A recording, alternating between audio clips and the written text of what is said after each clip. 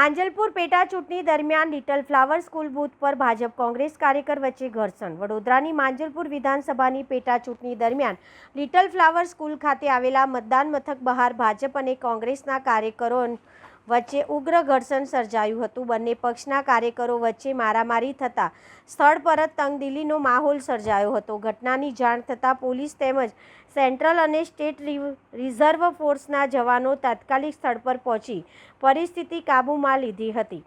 માંજલપુર વિધાનસભાની પેટા ચૂંટણી દરમિયાન લિટલ ફ્લાવર સ્કૂલ સ્થિત મતદાન મથક બહાર રાજકીય માહોલ ગરમાયો હતો. ભાજપ અને કોંગ્રેસના કાર્યકરો વચ્ચે ઉગ્ર બોલાચાલી બાદ મામલો મારામારી સુધી પહોંચ્યો હતો.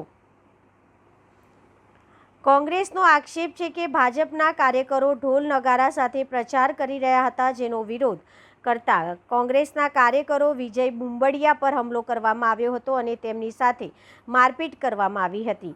ઘટનાના પગલે મતદાન મથકની બહાર અફરાતફરીનો માહોલ સર્જાયો હતો. સ્થિતિ વધુ વણસે તે પહેલા પોલીસ, સેન્ટ્રલ રિઝર્વ ફોર્સ અને સ્ટેટ રિઝર્વ ફોર્સના જવાનો સ્થળ પર દોડી આવ્યા હતા અને બંને પક્ષના કાર્યકરોને અલગ રીતે પરિસ્થિતિને નિયંત્રણમાં લીધી હતી. આ સમગ્ર ઘટનાક્રમ દરમિયાન પોલીસે કોંગ્રેસના એક વોર્ડ પ્રમુખની અટકાયત કરી હોવાનું પણ જાણવા મળ્યું છે. ઘટનાને લઈને પોલીસે વધુ તપાસ શરૂ કરી છે.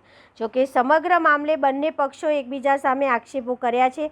આક્ષેપોની સત્તાવાર પુષ્ટિ હજુ થઈ નથી અને ચૂંટણી તંત્ર તેમજ પોલીસ દ્વારા ઘટનાની તપાસ ચાલી રહી છે.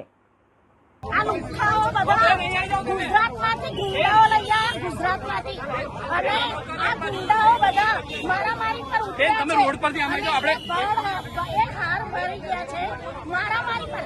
એક ટ્રક ભરીને આ લોકો ડ્રમ લાયા છે અને ઢોલ નગારા વગાડીને ભાજપને વોટ આલવાનું છે. તમારામાં તાકાત હોય, તમે કામો કર્યા હોય તો તમે માંગો ને લોકશાહીની ઢબે. આ મને પગમાં લાગ્યું છે. હું મહિલા છું, મારી ઉપર હાથ ઉઠાવ્યો છે.